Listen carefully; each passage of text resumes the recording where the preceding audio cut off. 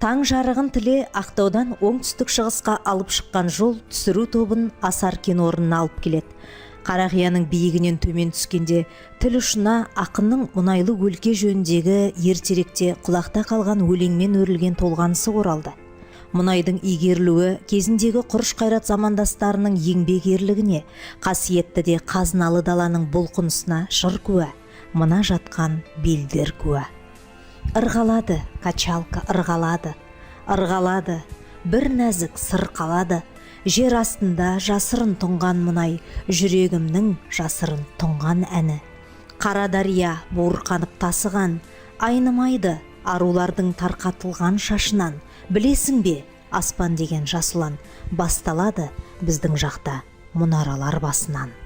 Бүгін біз ел үмітін алға сүйреген, ел байлығын еңсерген мұнайшыларды Асардан іздеп шықтық.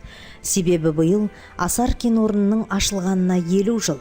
Сапар мақсаты өндірістің қым-қуыт жұмысын абыроймен атқарып жүрген мұнайшы әріптестеріміз қарапайым жандардың еңбегін көпке жария ету.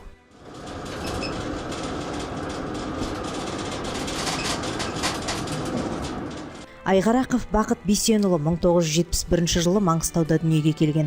Ақтау қаласындағы 11-ші орта мектепті тәмамдап, Есенов университетінің мұнайгаз мамандығын сырттай игеріп шыққан ол, мектеп бітірісімен өлкедегі белді мекемелердің бірі Маңғыстау мұнайгазға жұмысқа орналасады.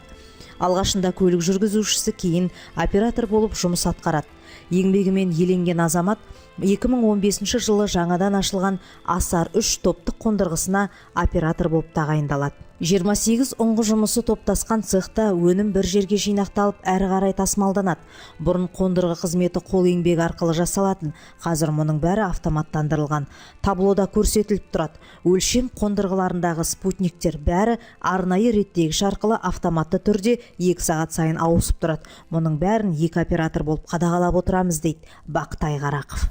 Енді осы Асар 3 кен орнында қазылып атқан тағы ұңғылар бар. Болашағы зор. Осыдан ары қарай да мұнайды көп өндіруге жұмыстанамыз. 3 сорап жұмыс жасап тұрған бұл топтық қондырғыда жауапты қызмет атқаратындардың бірі Дәндібай Дәрменбаев. Ол 14 жылдан бері өндірістің қайнаған қазанына шыңдалып, слесарь жөндеуші болып еңбек етіп келеді. Өмірде өз жолын тапқан жігіт бұл күнде білікті маман атанған. Маңғыстау мұнайының қара шаңырағы саналатын Жетібайда жұмыс істейтін, мақтан тұтатын ол, жабдықтардың кідіріссіз жұмыс істеуі ортақ табысқа жол ашады, дейді. Ремонтныйдың бәрін слесарь жасайды осы Асарда. Насос қараймыз, коллектор қараймыз, пеш қараймыз, задвижкілер бар, несі бар, ход-выход деген. Соны ремонттаймыз, задвижкілер ревиз жасаймыз, насосты ревиз жасаймыз, шток поршын ауыстырамыз. Көрінген салаға көз тікпей бір саладан өркендеуді мақсат еткен Дәндібай жөндеуші слесарь болып 20 жылдан астам табан аудармастан еңбек етіп келеді.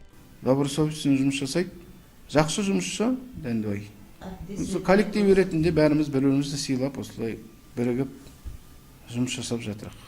Жұмысқа деген ынта мен еңбек сүйгіштік, тапсырылған іске асқан жауапкершілік бойларынан табылатын бұл азаматтардың әрқайсысы бір-бір әулеттің ұрпағын тәрбиелеп отырған орнықты отағасылар. Әрбіреуінің іскерлігі көпке үлгі. Еңбекқор азаматтар биыл 50 жылдығы тойланатын кен орнының жұмысын ұршықша иіріп отыр. Еңбектеріне тек сәттілік, серік болсын дейміз.